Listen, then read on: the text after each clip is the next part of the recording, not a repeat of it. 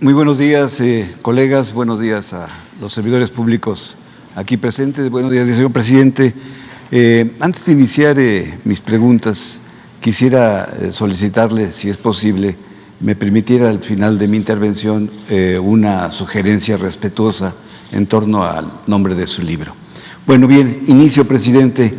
Esta pregunta se la hago porque, principalmente la clase menos pudiente, en algún momento dado hemos recurrido a esta institución. Se trata de 2.500 trabajadores y empleados del Sindicato Nacional del Monte de Piedad, quien le piden su ayuda por su contrato colectivo. En los últimos meses, presidente, el Nacional Monte de Piedad para la Asistencia Pública, ha cerrado 18 sucursales y despedido personal bajo el argumento de una profunda crisis financiera, pero sus propias declaraciones fiscales demuestran todo lo contrario. El organismo reporta ingresos por alrededor de 9.270 millones de pesos, de los cuales erogaron 7.290 millones. Los activos del Nacional Monte de Piedad también pasaron del 2020 al 2021 y registran 32.350 millones de pesos a 33.795 millones de pesos. Presidente, recordarle que el Nacional Monte de Piedad tiene 246 años de antigüedad y recientemente ha cesado arbitrariamente a 20 empleados y el cierre de 18 sucursales, lo que se considera una escalada en contra del sindicalismo por parte del director general Javier de la Calle Pardo y del patronato que lo constituye. Arturo Sayún, líder del sindicato, denunció las violaciones laborales que sufren al senador Napoleón Gómez Urrutia. Ya se reunió con la secretaria Luisa María Alcalde y también le informó todavía a la doctora Claudia Sheinbaum, jefa aún de gobierno de la Ciudad de México, para exponerle el agravio que sufren esos trabajadores. Presidente, los trabajadores de esta institución, a la que en un momento dado de nuestra vida la mayor parte de los mexicanos hemos recorrido, le preguntan si pueden contar con su respaldo y apoyo ante esta escalada en contra del sindicalismo por parte del director general Javier de la Calle Pardo y el patronato, y darle solución a este conflicto entre la administración y el sindicato que comenzó a finales del año 2021, cuando el patronato se niega a aumentar los salarios a los trabajadores sindicalizados. Esa es mi primera pregunta, señor presidente. Sí, ya tenía conocimiento de esa petición, me lo plantearon los dirigentes obreros el día 1 de mayo y les pedí que se pusieran en comunicación con Luisa María Alcalde y lo vamos a atender este asunto. Aquí traigo la documentación, si gusta se la puedo dejar también a Jesús. Sí, y Luisa María va a darle respuesta. Perfecto. Y ayudar a los trabajadores, porque estaban varios dirigentes ese día y hubo consenso de todos de que era una injusticia lo que se estaba cometiendo con los trabajadores. Sí, señor presidente. Esas son dos denuncias que pues vienen muy a bien ahorita que está el director de Conagua. Son dos casos de corrupción, no son preguntas, son dos casos de corrupción. Como decía Carlos Monsiváis, lo más caro del mundo es ser pobre. En la región agrícola altamente productiva del Ébano, en San Luis Potosí, campesinos organizados me han hecho llegar información, y aquí la traigo, sobre una injusta repartición de la tierra.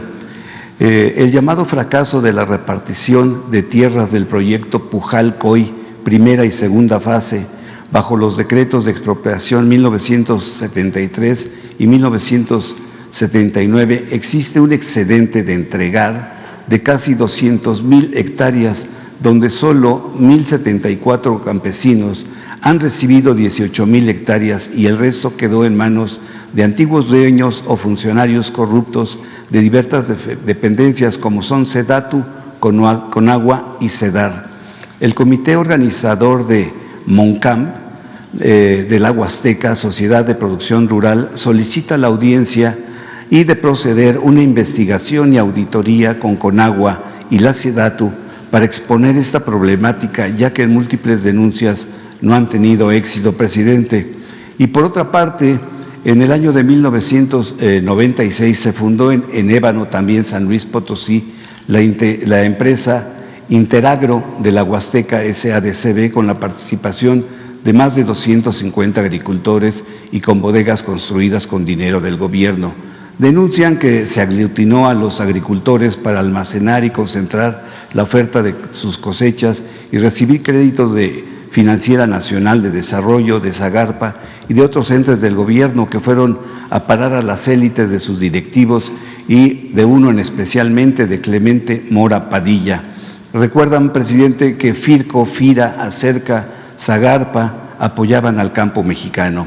Denuncian que la Comisión Nacional del Agua de San Luis Potosí no actualiza el padrón de usuarios desde hace más de 30 años, donde los muertos salen beneficiados y hasta se da el huachicoleo de agua, desvían, concentran, bifurcan hacia terrenos de siembra de caña de azúcar, cultivo de uso intensivo del agua, sin que la propia Conagua intervenga para impedirlo.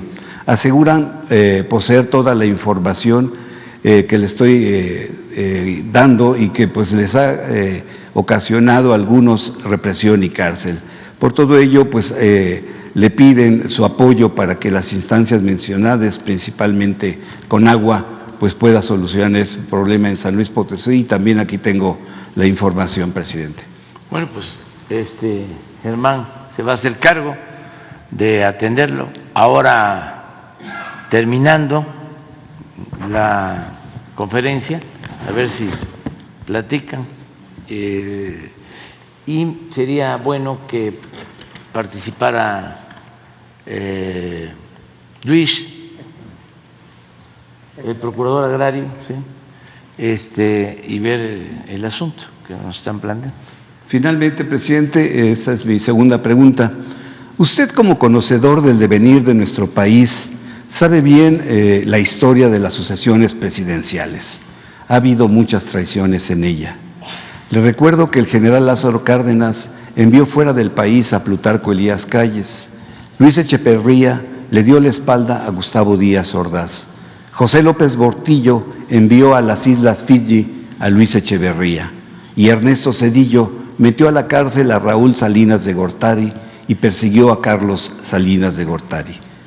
Presidente, voceros del neoliberalismo como López Dóriga aseguran y pretenden fijar la percepción de que usted tiene metidas las manos en la sucesión presidencial.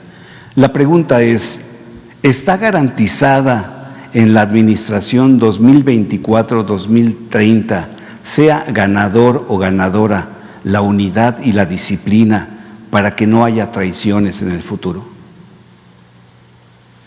Ya no puedo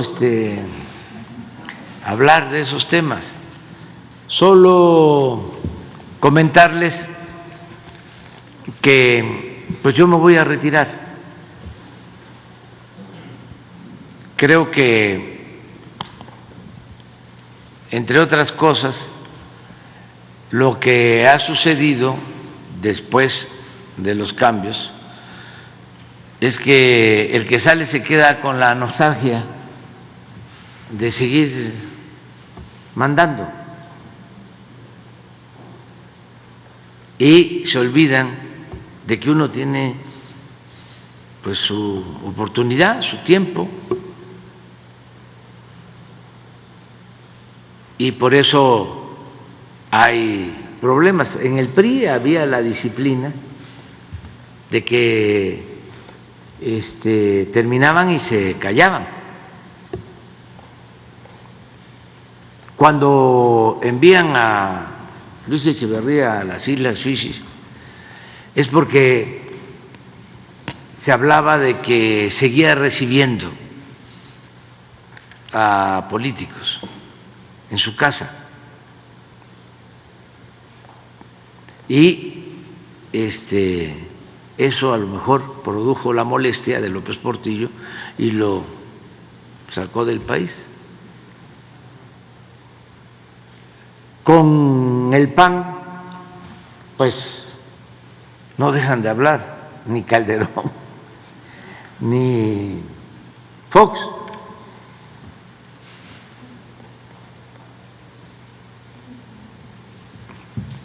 Yo no voy a hablar nada, voy a jubilarme por completo.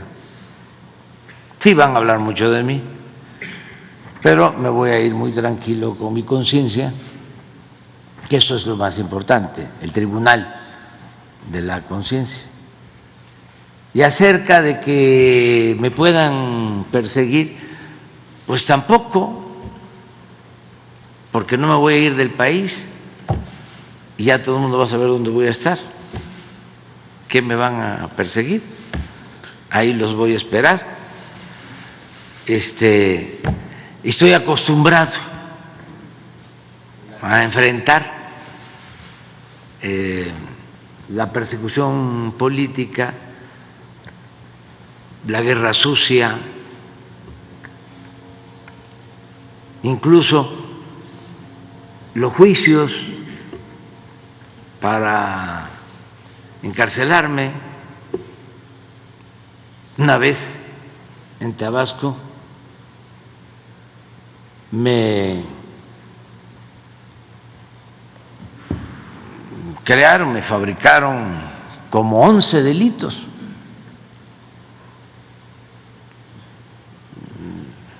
Me metieron casi todo el Código Penal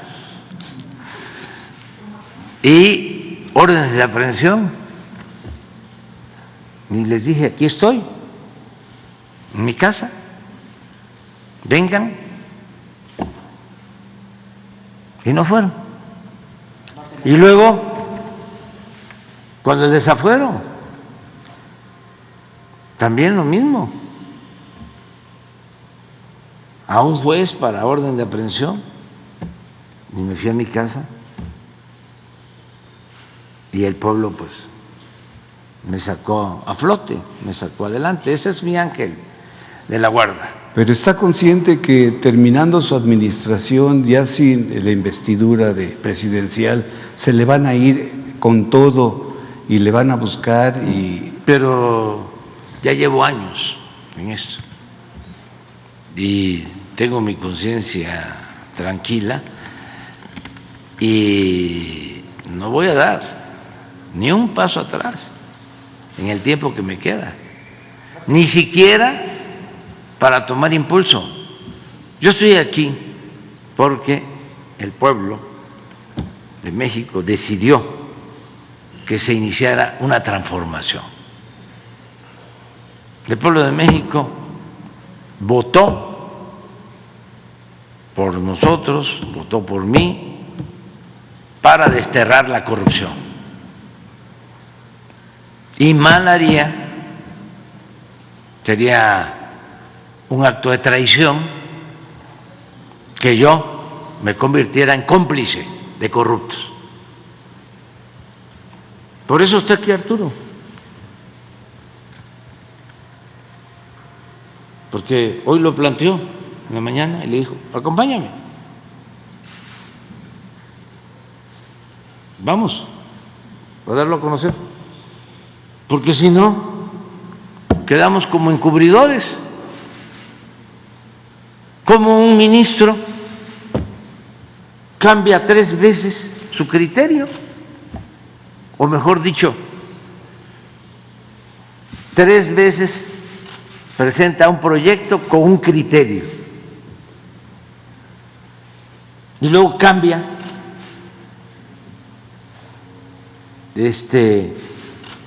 su argumentación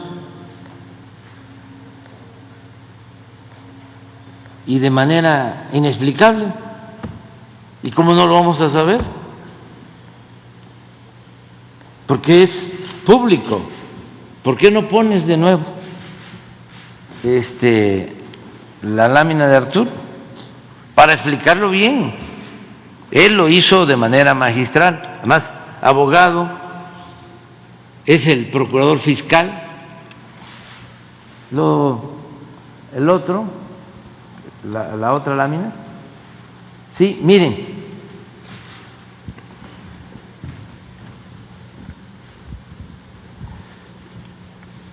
El ministro Aguilar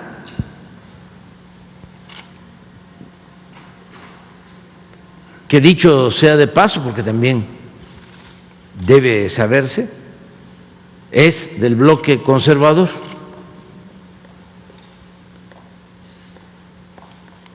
Porque ya basta con la simulación. Presentó tres proyectos, proponiendo desechar el recurso de revisión.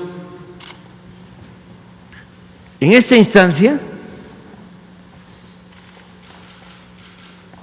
perdió el señor Palomino y se fue a la Corte a una revisión. Y originalmente, porque hay un criterio establecido, el ministro Aguilar propone desechar el recurso de revisión, es decir, resolver en contra del señor Palomino. Esto lo hace el 10 de agosto. Debe estar el texto, ¿no?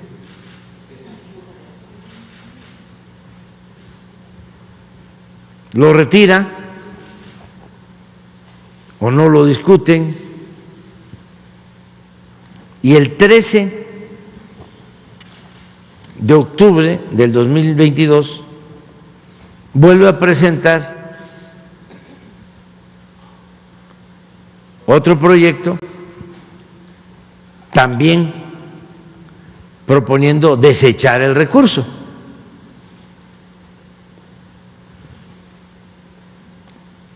Y de manera más reciente, el 19 de abril, presenta otro en el mismo sentido, desechar el recurso. Pero quién sabe bajo qué circunstancia, después de estos tres proyectos, él cambia y lo que van a discutir hoy ya no es desechar el recurso, sino favorecer al señor Cárdenas Palomino. Cárdenas Fuentes.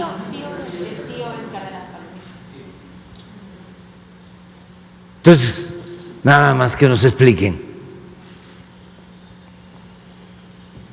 Esto antes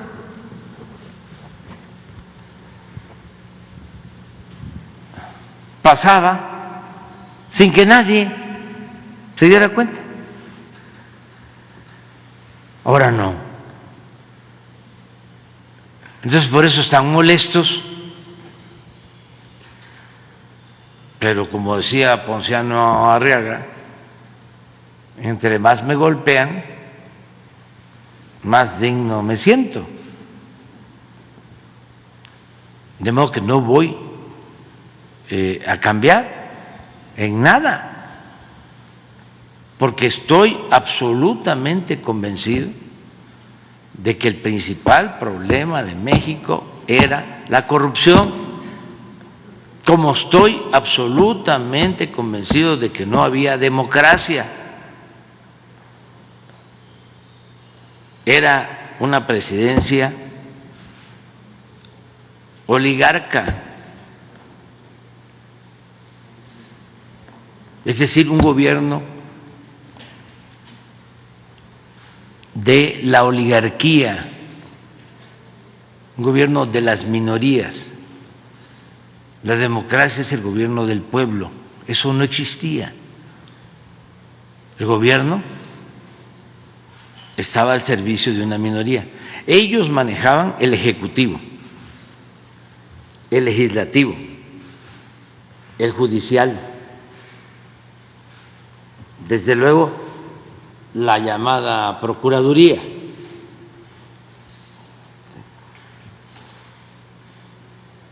Manejaban toda la política financiera, toda la política financiera. La mayoría de los medios, que de eso también estoy absolutamente convencido, no son medios de información, son medios de manipulación que defienden a grupos de intereses creados. Ese grupo era el que mandaba y se sentían dueños de México. Entonces, ahora se está llevando a cabo este cambio. Ayer que recibí a las consejeras, consejeros del INE, conversamos muy bien y el propósito es hacer realidad la democracia.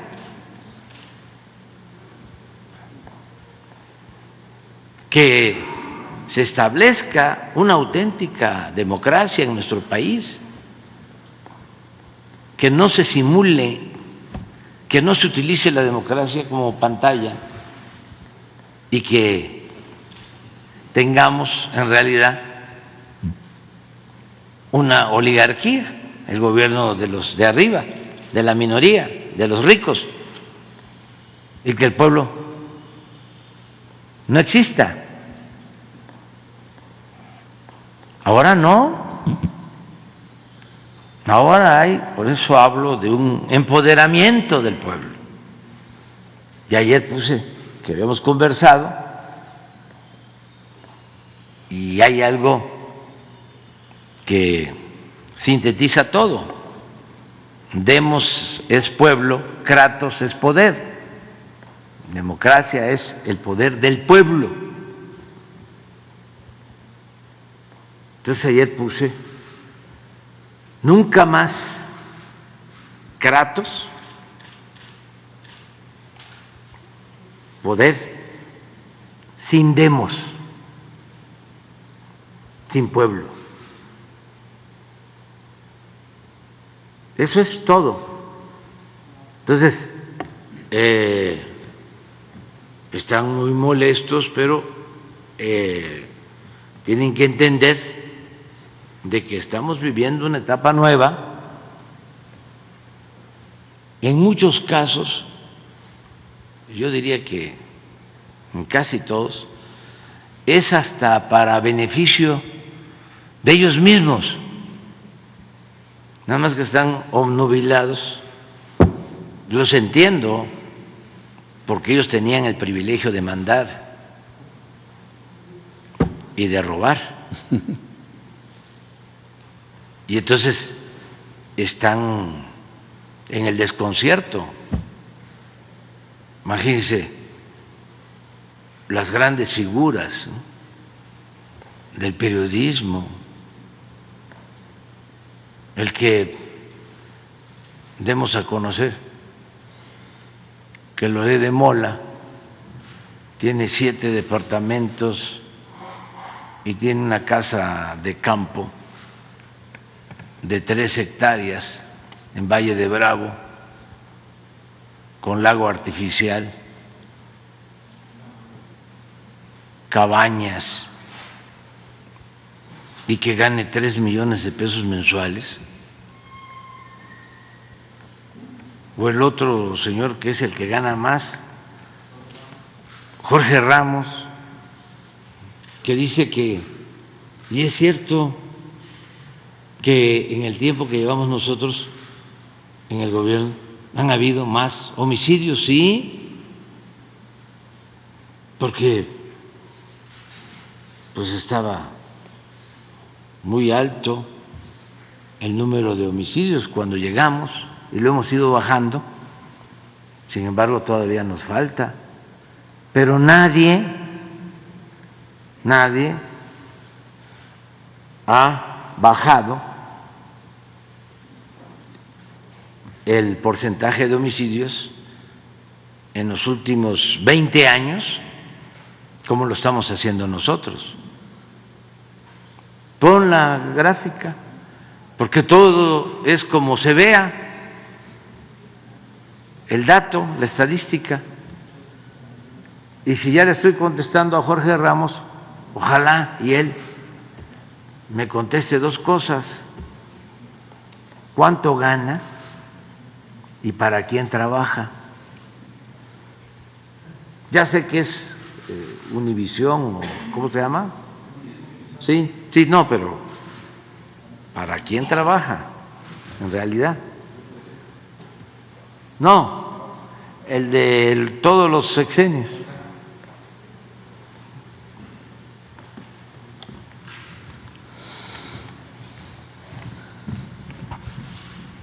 Cuando entró Fox, le subió poco, pero le subió 1.6 a homicidios. Cuando entró Calderón, que eso no lo dice Jorge Ramos, aumentó casi 200% el número de homicidios. Y aquí fue la guerra, convirtió al país en un cementerio.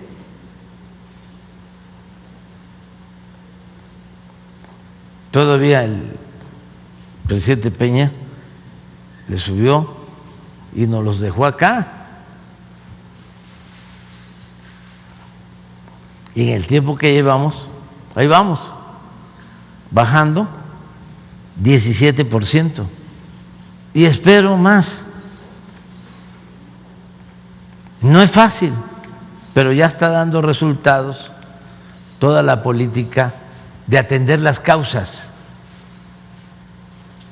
de que se combata la pobreza, de que mejore el salario, de que haya empleo, de que se atiendan a los jóvenes, que no haya corrupción, que no suceda lo que pasaba aquí, de que era García Luna el encargado de la seguridad pública.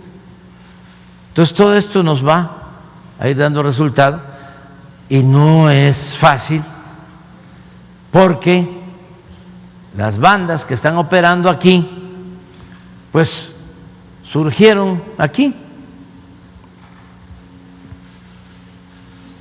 Unas venían de tiempo atrás, como Sinaloa, pero Jalisco Nueva Generación surgió por aquí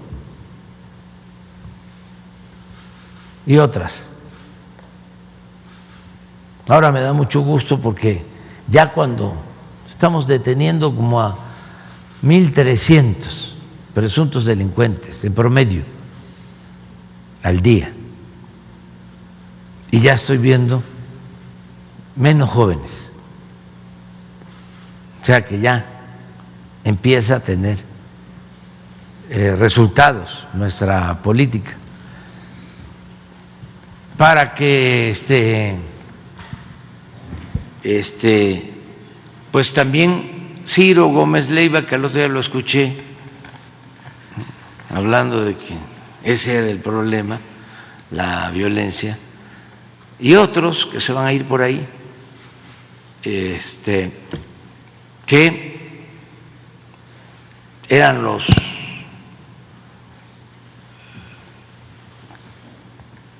que pontificaban, eran los que aplaudían o callaban. Eran los que iban a tomar café al búnker, presidente. Sí, no solo al búnker, de todos lados. Y era la relación con la cúpula política y también, no hay que olvidar eso, con la cúpula económica. Y lo mismo los llamados intelectuales orgánicos recibían dinero del gobierno, pero también de las asociaciones empresariales, banqueros, dueños de tiendas de autoservicio,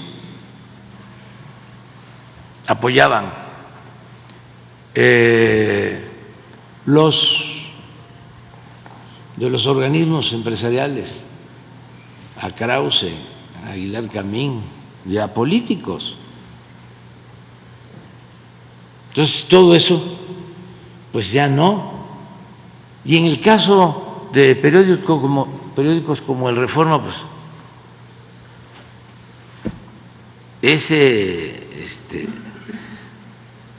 es completamente predecible, porque siempre ha sido un boletín del conservadurismo, un pasquín del conservadurismo. Y ahí están, ¿no?, todos los escritores más reaccionarios del país. Y todos los días, ¿no?, en contra. Y tienen pues su auditorio, sus lectores, sus seguidores, son sectores, sí, de una clase media muy conservadora, aspiracionista, no pocos, son muchos, y clasistas y racistas, y lamentablemente hay esa derecha, aunque esto pasa en todo el mundo, no es nada más un fenómeno de México. Ver lo que está sucediendo, por ejemplo, en Argentina, no sé si sea cierto, pero hasta creo que insultaron o trataron de golpear a Pepe Mújica en Argentina o algo así. Véanlo, porque sí, si de ser cierto, pues de todas maneras le mando un abrazo a Pepe. Presidente. Pero, o Chile, imagínense que el periódico más importante en Chile sigue siendo el Mercurio, el que creó las condiciones para el golpe de Estado en el tiempo de Pinochet. O sea, Mercurio, Clarín en Argentina, Perú, Morena, Reforma. Sí, pero esos tres, en el caso de Mercurio y Clarín, ay, nanita, y en España tienen control de todos los medios. Bueno, en el mundo, Estados Unidos, y ¿quiénes están detrás de estas empresas periodísticas? Pues corporaciones económicas muy poderosas, muy poderosas. No hay periódicos de periodistas, son muy pocos, muy pocos. Ahora en redes sociales hay plataformas, ¿no?, que ojalá y sigan desarrollándose. Hace un mes. Lo insultaron en Argentina. ¿Lo qué? Insultaron, lo gritaron. Sí. Pero así está la derecha en todos lados, en todas partes. Por eso pues no tenemos que quejarnos tanto aquí, porque ahí la llevamos. Fíjense, se han tomado decisiones importantes. Acabar con la corrupción, por ejemplo. Y no ha pasado a mayores. No hemos tenido protestas masivas. Todo es en redes, los medios, pero ya también la gente no les cree mucho. Presidente, casi nada. La sugerencia finalmente muy respetuosa, si aún no tiene el título de su libro, recordarle que en el libro de Así habló Zaratustra de Friedrich Nietzsche, en el libro se dice que no hay camino. En tanto, el poeta español Antonio Machado dice que caminante se hace camino al andar. Partiendo de ello, mi sugerencia respetuosa, si aún no tiene nombre su libro, sería Mi Camino. ¿Está bien?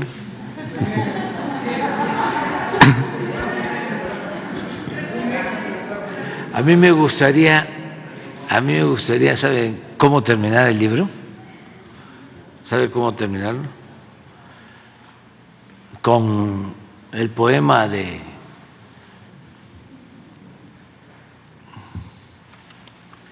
el poeta Nayarita, Amado Nervo, esa de que vida. A ver, ponlo. Es preciosa esa, gran poeta.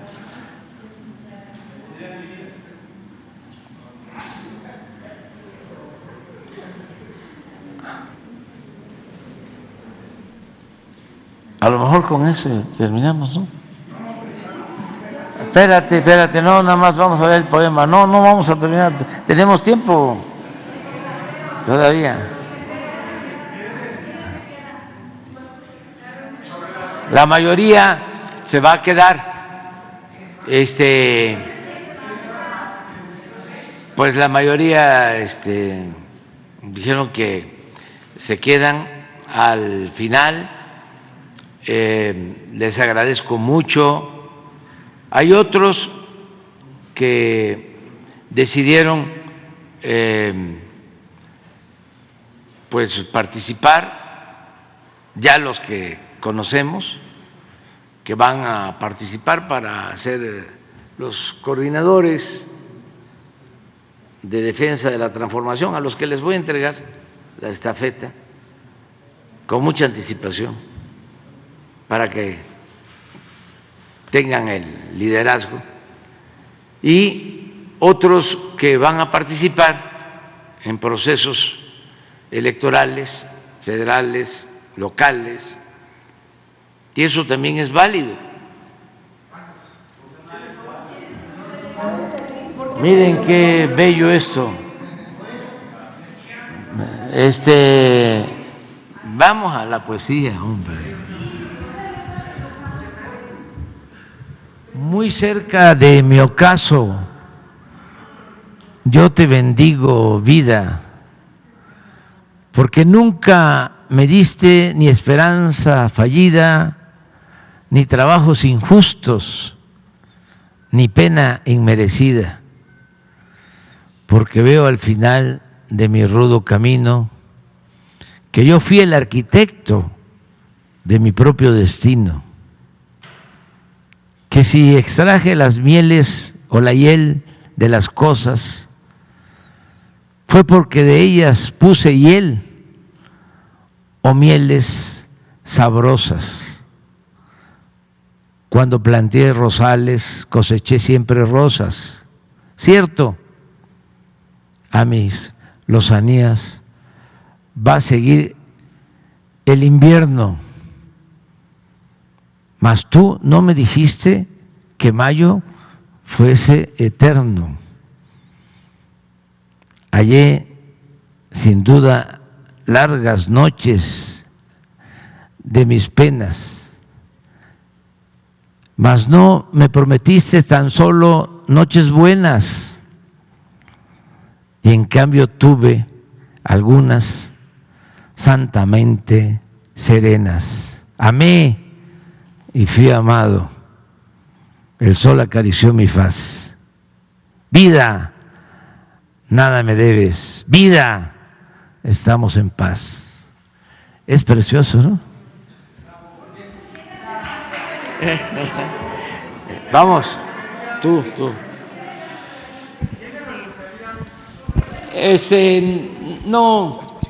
No he visto los cuestionarios, pero son muy pocos y son los que ya ustedes conocen. Son los que ya saben, en su momento, que van a participar.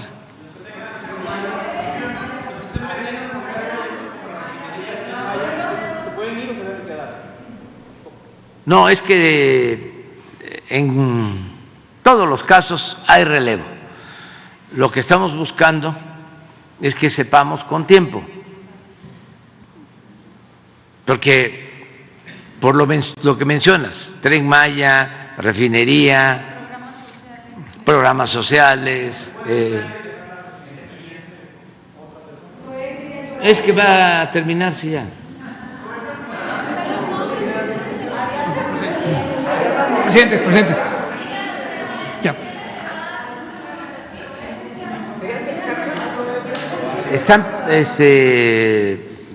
Falta tiempo. Ellos no. O sea, yo ya tengo los nombres para que en su momento. Ellos mismos lo apuntaron.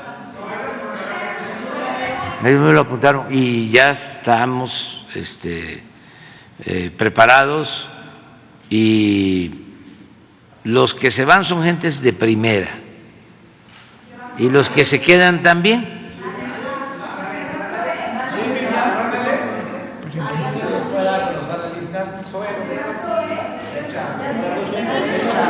Es que ¿para qué hablo de eso si se van y hay otros compañeros, compañeras, ¿no? Porque algunos van a ir a buscar ser candidatos y hay procedimientos, ¿no?, en donde todos tienen las mismas condiciones, y no se vaya aquí a interpretar de que yo estoy ayudando, destapando, no. Van en igualdades de circunstancias a que la gente decida. Presidente. ¿Mande? Sí, ya sé cuándo se van a ir. Unos muy pocos. Presidente. Después nos tuvimos una reunión como de 100, ¿no? No, 100 fueron los que se reunieron y creo que se van como 8. Presidente. 8. Sí, de varios rangos. Sí, y en distintas fechas. Señor presidente, con su anuencia. ¿Cómo les consiento,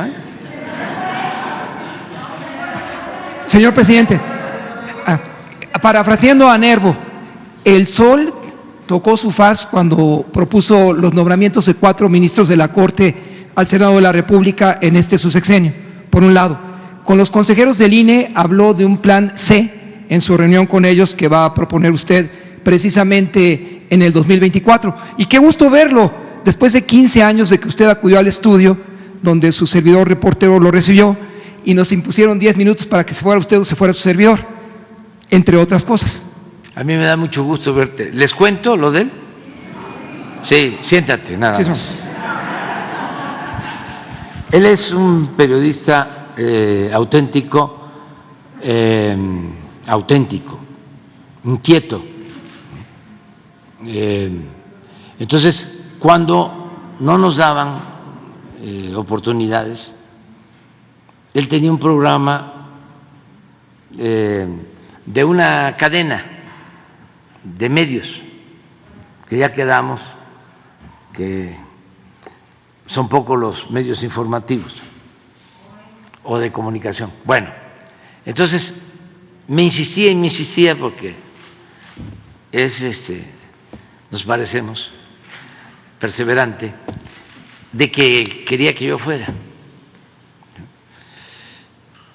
Y yo sabía que no iba a ser un asunto fácil, pero por él,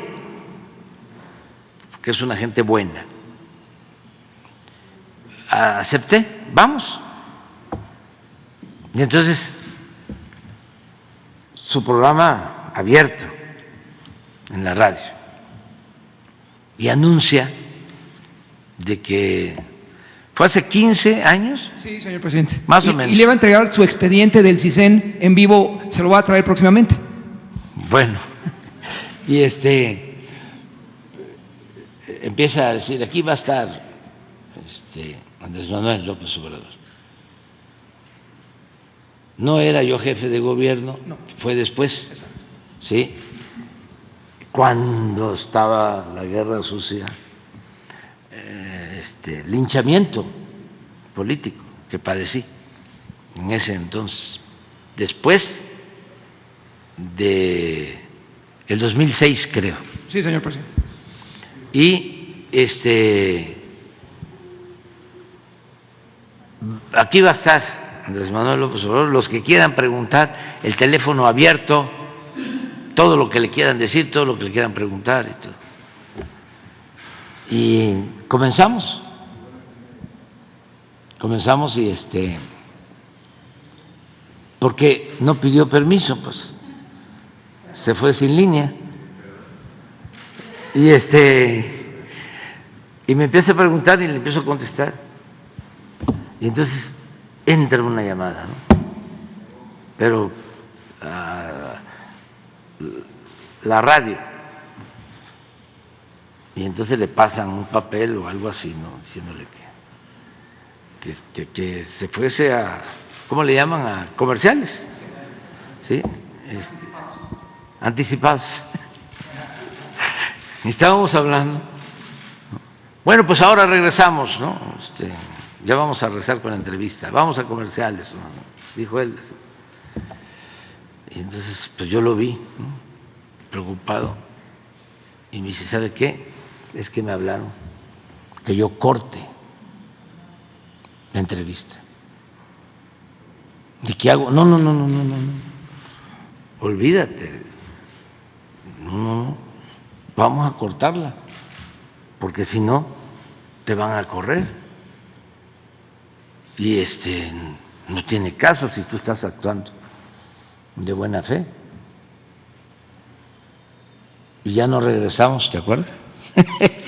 La gente se quedó esperando, pero no te corrieron, ¿no?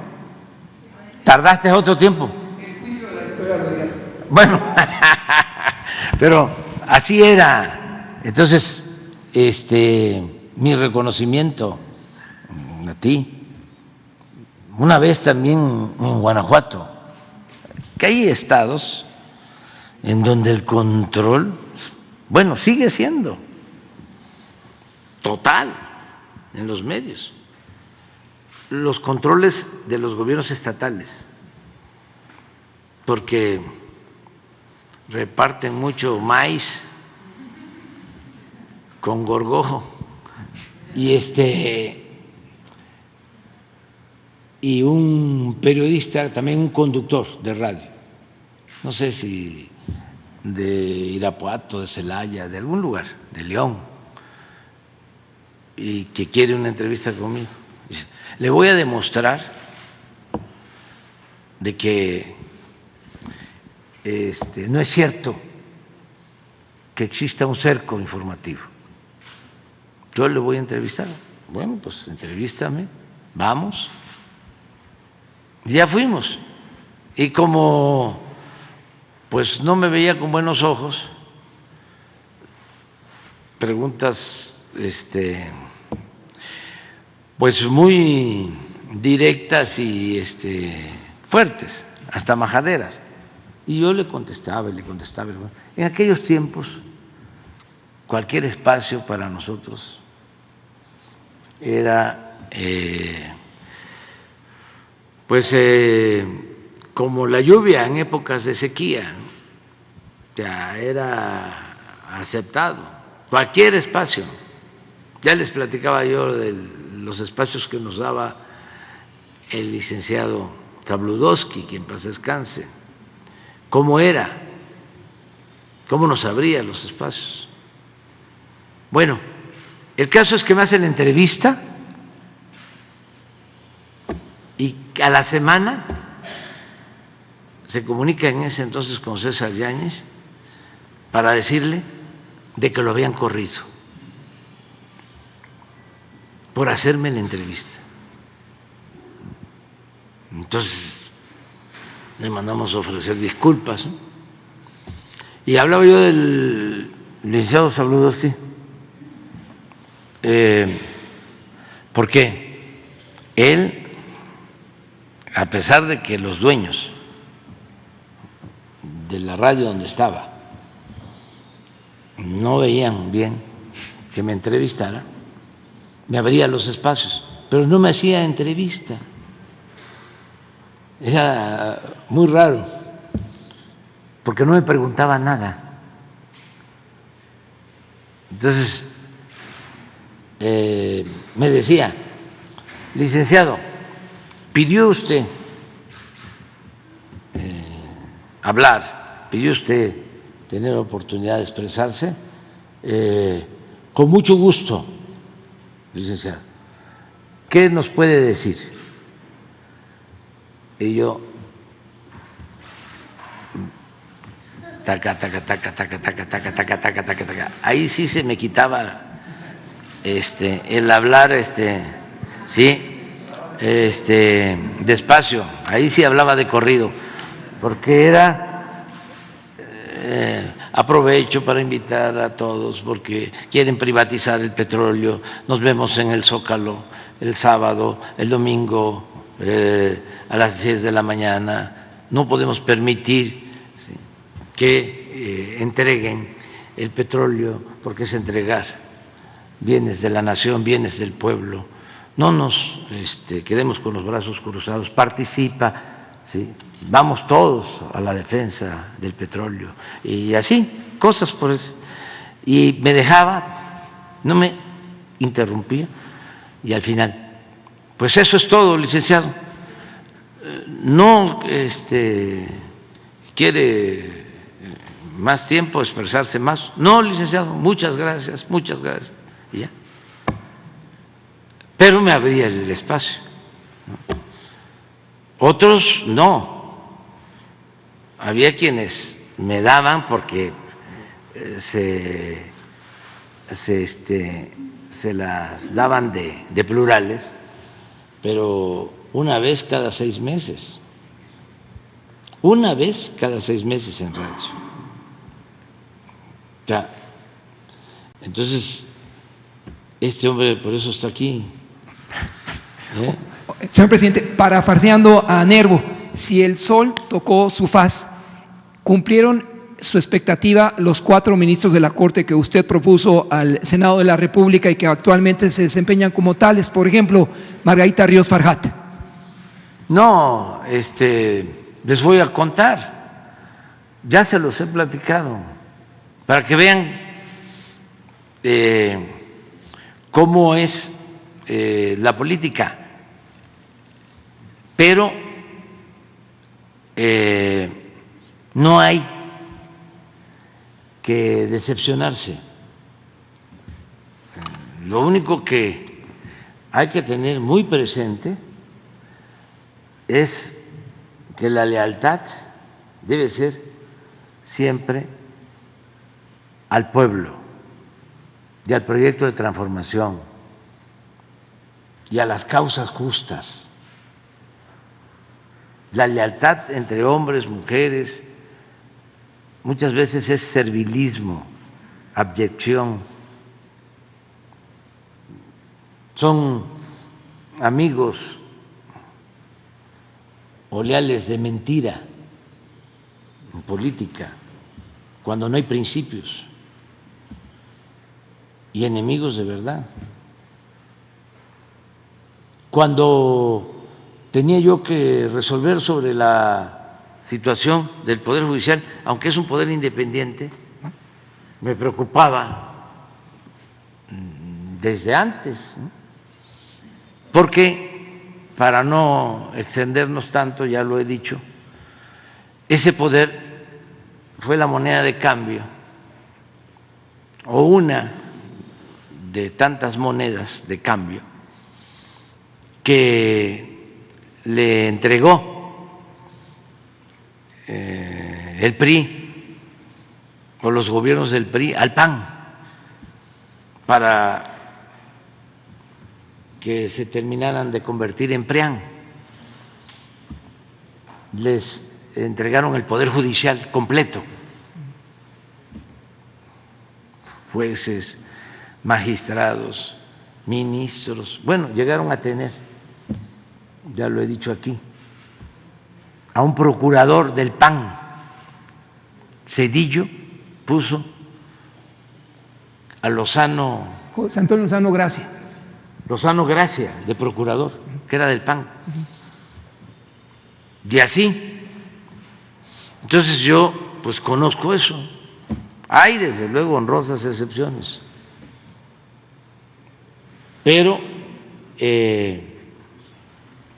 son muchos abogados, mujeres y hombres, sin convicciones, sin principios,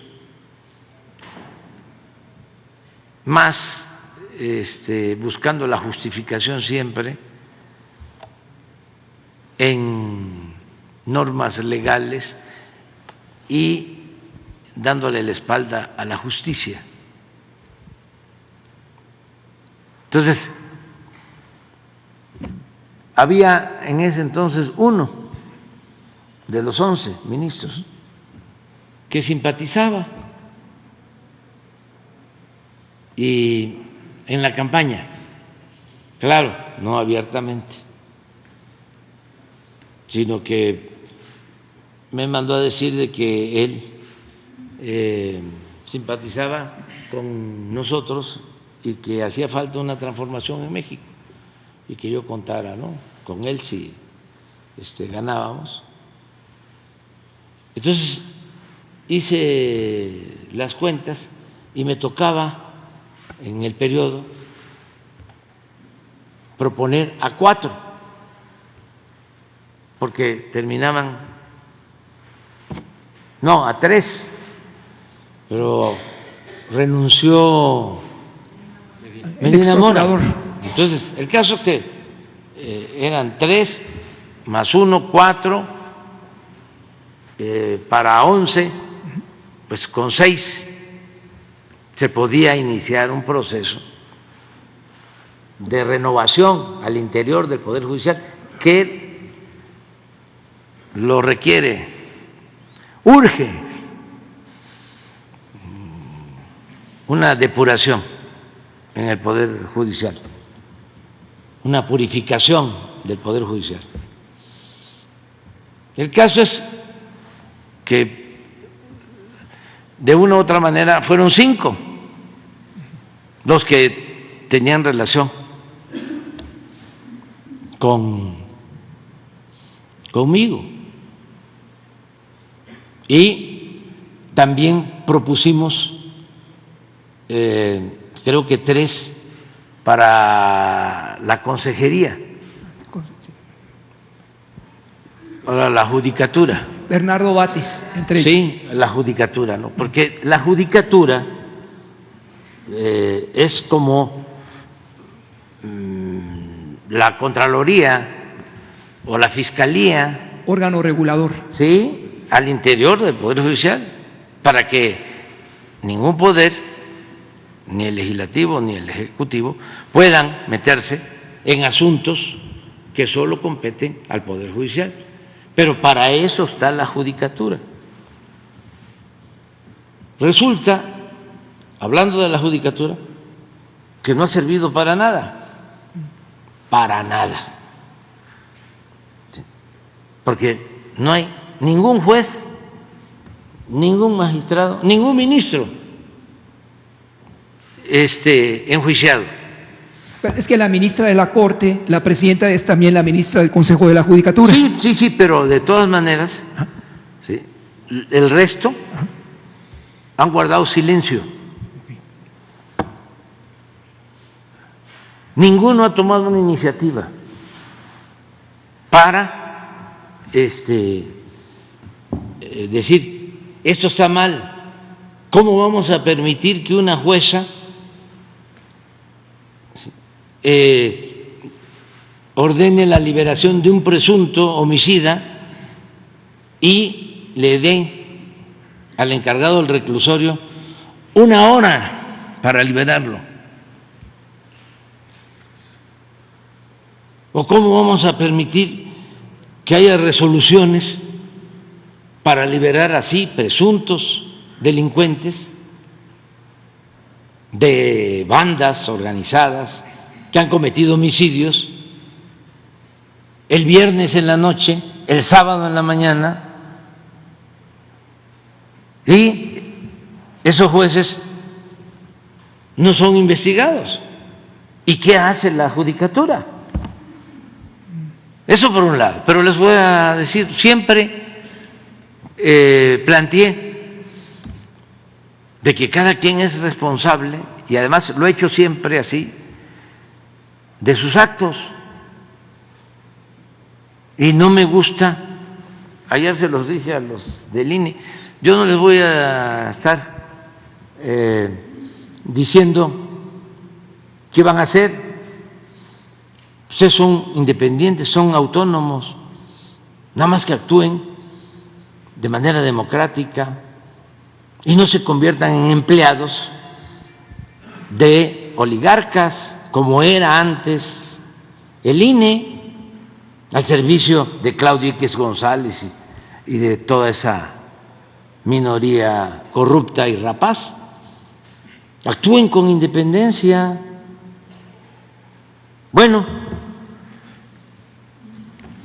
todas las iniciativas nuestras de reforma a la ley rechazadas. En el Congreso, todas las reformas constitucionales, se forma un bloque conservador y rechazan todo.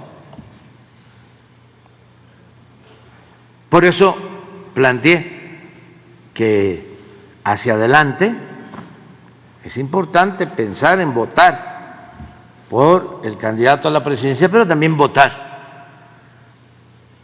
porque ese candidato tenga mayoría o su proyecto tenga mayoría calificada en el Congreso, porque hacen falta modificaciones, porque durante más de 30 años se dedicaron a reformar la Constitución para favorecer a una minoría y perjudicar al pueblo de México. Más de 30 años. No hay una sola reforma que hayan hecho en beneficio de México, en beneficio del pueblo. Ajustaron todo el marco legal para saquear, para robar. Entonces, hemos hecho nosotros algunas cosas, pero faltan. Hacia adelante, los ciudadanos tienen que pensar en eso, tienen que pensar en que hacen falta algunas reformas, entre otras, el que sea el pueblo el que elija a jueces, a magistrados y a ministros, como era en la época de la República restaurada, con Juárez y con Lerdo, como lo establecía la Constitución de 1857, la Constitución de la Reforma. Entonces, ¿qué pasó últimamente? Los conservadores corruptos, Claudio Gómez Mon y este otro exministro Cosío y otros, ¿no? Además hasta financiados por el gobierno de Estados Unidos, que aprovecho La Agencia Internacional. subrayarlo, sí, empiezan a poner obstáculos y amparos a todo, a la obra del aeropuerto, al Tren Maya. Esto de la señora Xóchitl Gálvez, el amparo es asesoría de ese grupo. Bueno, y cuando no se puede ya reformar la Constitución, porque no se puede tener mayoría absoluta o mayoría Relativa. no calificada, pues entonces sí se puede reformar la ley con mayoría simple. Entonces empecé a decir, bueno, no tocamos la Constitución, ya no se puede, pero sí se pueden hacer reformas a las leyes. Pues todo ese bloque opositor, conservador, empieza a presentar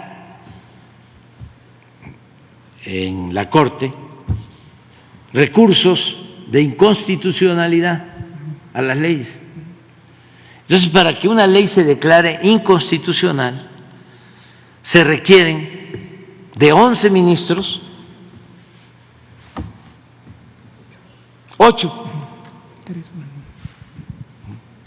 Si 4 dicen no, ya es constitucional. Entonces, de las preocupaciones pues que más me interesaban resolver estaba el que la Guardia Nacional pasara a formar parte de la Secretaría de la Defensa. Se aprobó la ley en el Congreso, Cámara de Diputados, Cámara de Senadores, y la impugnan.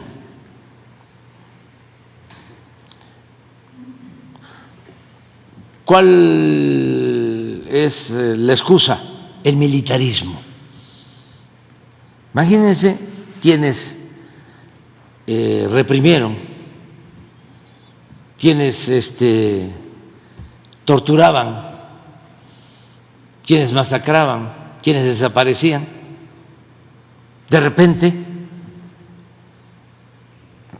les preocupa el militarismo y se convierten en los paladines de los derechos humanos.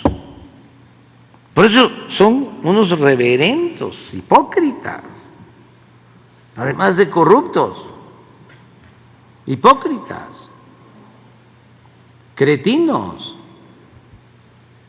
pero presentan, porque el propósito es que no avancemos, entonces presentan el recurso de inconstitucionalidad. Y a mí me preocupa, ¿por qué? Bueno, porque nos ha costado mucho crear la Guardia Nacional. Ya tenemos 115,000 elementos formados. Como no se había hecho, se crearon, ya deben de ser como 300 cuarteles. Hay vigilancia de la Guardia Nacional ya casi en todo el territorio nacional. En las encuestas del INEGI, la gente ya le da creo que 70% de aprobación a la Guardia Nacional. Han estado cumpliendo con su función. ¿Qué había antes? La Policía Federal, echada a perder con 40,000 elementos, la mitad administrativos, operativos 20,000 para todo el país. No construyeron cuarteles, nada. Y una indisciplina completa, corrupción. Bueno, de ahí salió García Luna. Entonces, mi preocupación es de que termino, me voy a ir,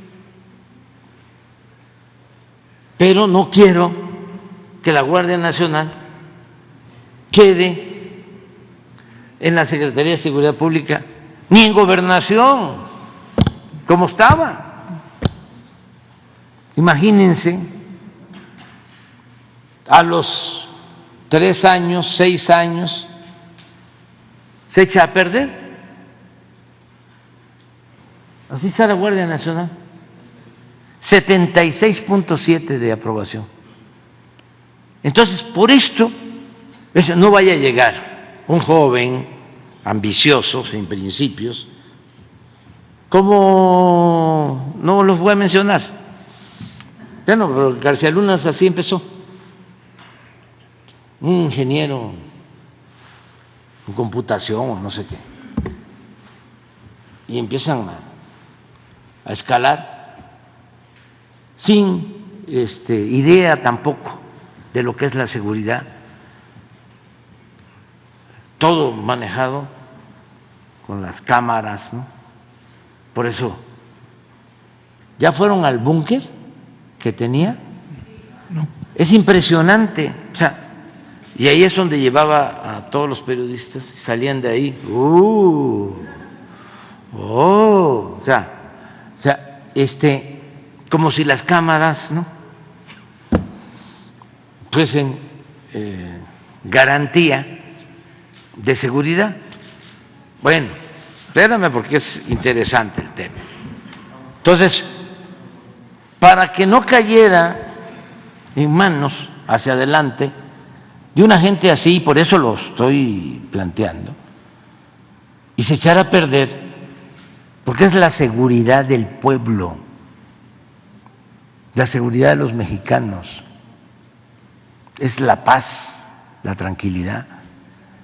Entonces, meten el recurso para declarar inconstitucional. Yo dije, ahora sí me voy a meter, porque esto es importantísimo.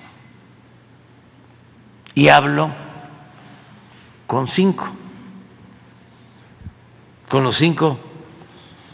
los 4 que de una u otra manera yo propuse y con el que ya estaba,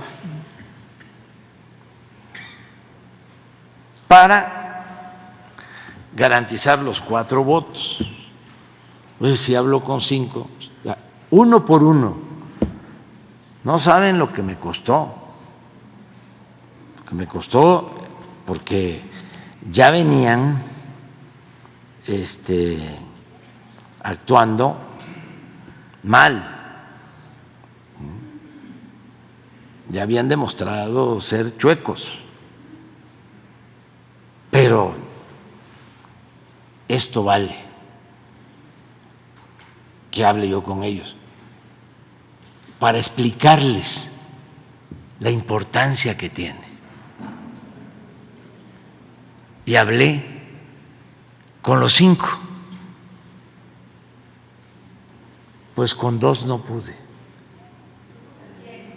No, pues ya se los dejo de tarea. Ustedes ya quieren toda. O sea, no pude. O sea, no me dijeron que no ahí. Sí, cómo no. Así, de manera muy hipócrita. Pero eran 4 los que se necesitaban. Nos quedamos con 3. Y se pierde.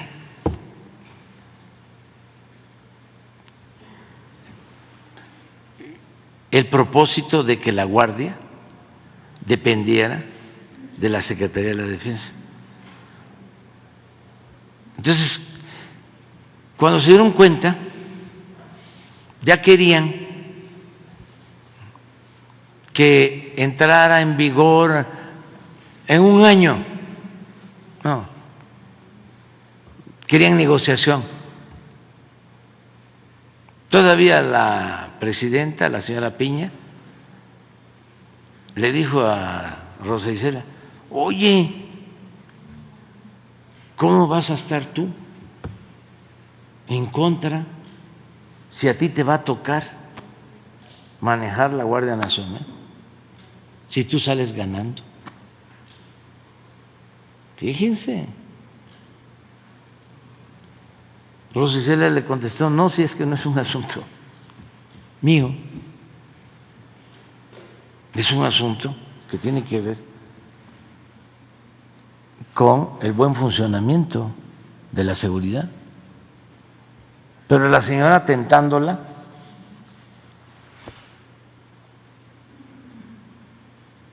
¿por qué estás tú preocupada? Si tú vas a manejar la Guardia Nacional. Eso después. Y luego, no, vamos a buscar la forma para que el cambio se dé, ¿no?, dentro de un año o 2 años, hasta que termine el gobierno. No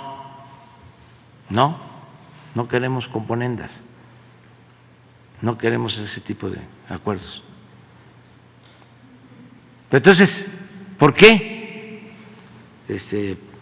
Pregunto esto, porque lo más importante son los principios, son los ideales, la lealtad al pueblo. Eso es lo más importante.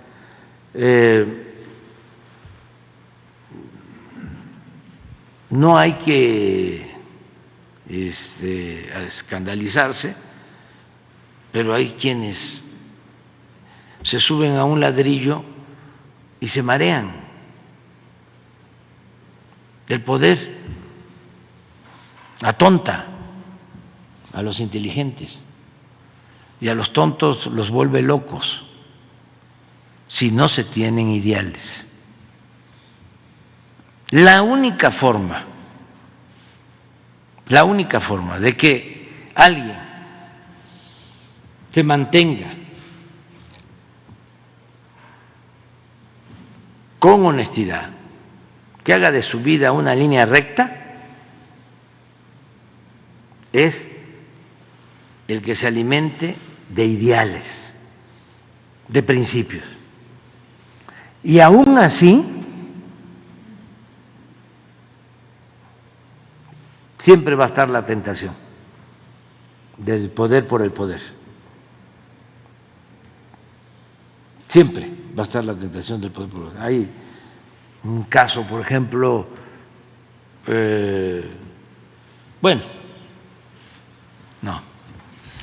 hay muchos casos, pero esa es la realidad.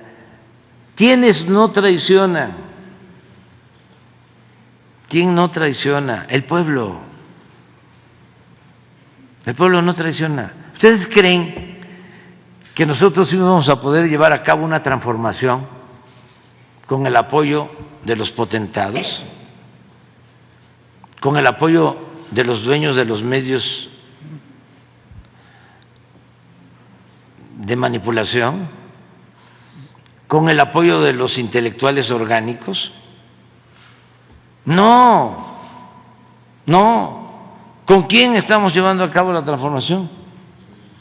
Con la mayoría de la gente, los pobres, integrantes de clase media, conscientes, humanos, no intoxicados por lo material,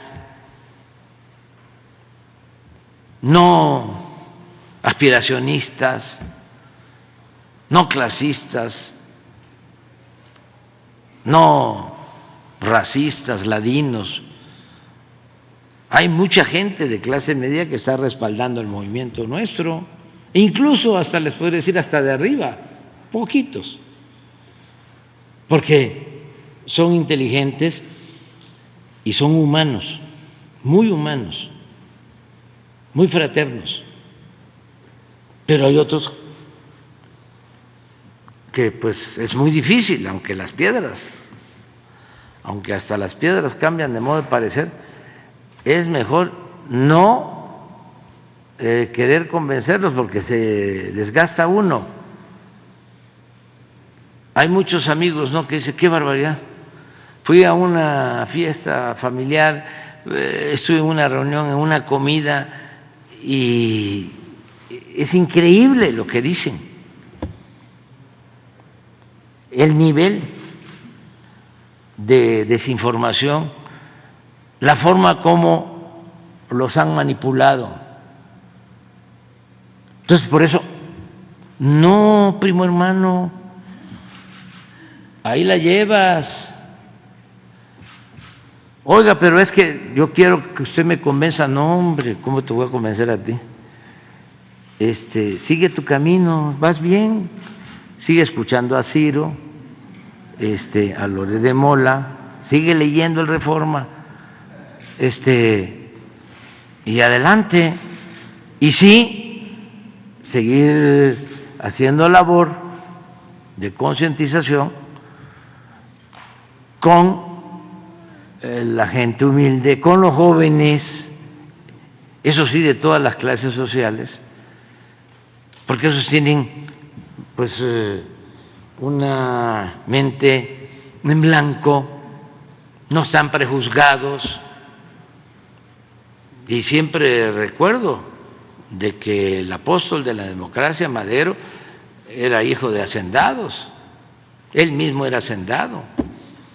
Simón Bolívar, hacendado, el libertador, y muchos. ¿Y saben por qué cambiaron? Entre otras cosas, aparte del humanismo, por la educación. Porque Bolívar se formó, se educó en Europa. Madero se formó, se estudió en Europa y en California, en la Universidad de Berkeley. Entonces, eso ayuda mucho. Además, antes las universidades no estaban como ahora, ¿no? Como la prensa, también, que era como una escuela, formaba mejor. Ahora toda la prensa está tomada por grupos de intereses creados. Pero en fin, ya. No, ante la óptica del Ejecutivo, finalmente, ¿cuál es el juicio de la historia para los 11 integrantes del Pleno de la Corte, los 5 cercanos a su propuesta ante el Poder Ejecutivo? Ya no hay 5. De los 5 que, de los 4 de los y que el habían, 1. ¿cómo es que dice la? No. Tenía yo, ¿cómo? Bueno, el juicio de la historia. Y por último, señor presidente, en esta mañanera, en su trato con los medios, surge la verdad histórica del crimen de Manuel Buendía Tellez Girón, lo que este reportero le planteó a usted en junio del 2019. El aludido habló, dijo que él no fue. En un libro que tiene el licenciado Ramírez y que va a representar a usted en su presentación, si usted lo aprueba, se da a conocer en la mañanera la verdad del crimen de Manuel Buendía, y este es un marco importante que nutre la información, y ahí está pues para su presentación. Esto en su mañanera del 19 de junio del 2019. Sí, pues no sé, con Jesús lo analizamos. Muy lamentable ese crimen de Buendía, de Manuel Buendía, sí, fue en la época de Miguel de la Madrid, sí, en un estacionamiento en Insurgentes, sí, un periodista periodista crítico de aquellos tiempos, que tenía una columna, Red Privada, sí, y fue asesinado. Estuvo preso mucho tiempo el que entonces era, creo que, director de Seguridad de Gobernación,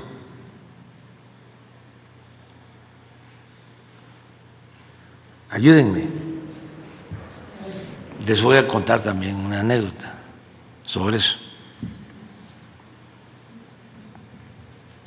que lo acusaron a él como autor intelectual.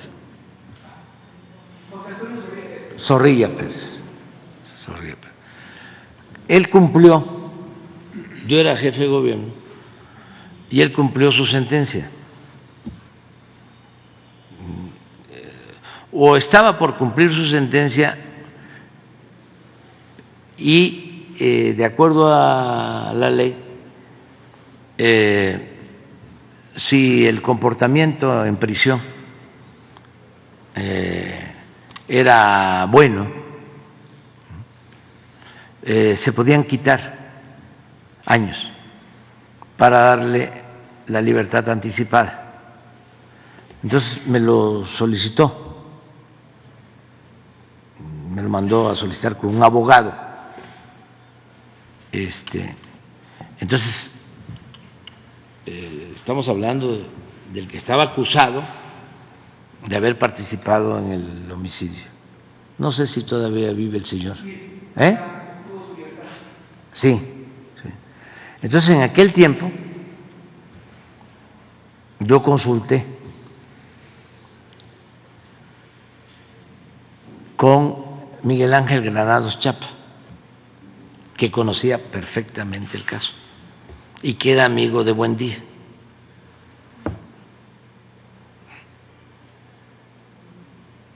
Y le dije, Miguel Ángel, ya es finado, Miguel Ángel, un extraordinario periodista, muy bueno. Le dije, hay esto. Si se le concede, ¿no?, su buen comportamiento, porque no tenía además mal comportamiento en prisión, puede salir. Y me acuerdo que Miguel Ángel me dijo, por ningún motivo, porque sería un acto de injusticia. Es de esas cosas que tienen que ver o que se tiene que optar entre la ley o el derecho y la justicia.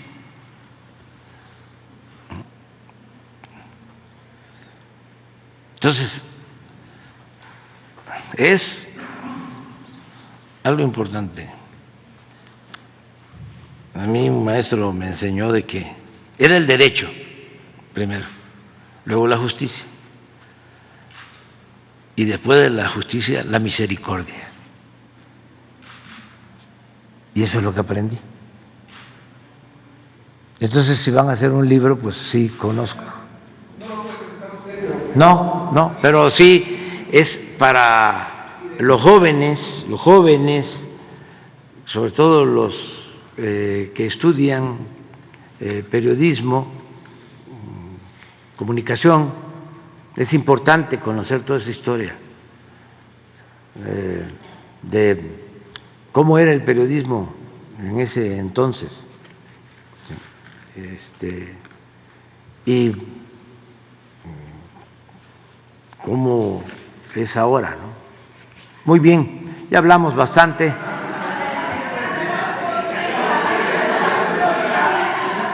Tenía tiempo. Hoy voy a desayunar. ¿Saben qué? Voy a desayunar un chinín. Ahí se los dejo de tarea. Es la mantequilla de los pobres. Es un chinín. No uno, dos. Con unas gruesas. y ahí también se los dejo de tarea. Bueno, y nos vemos mañana.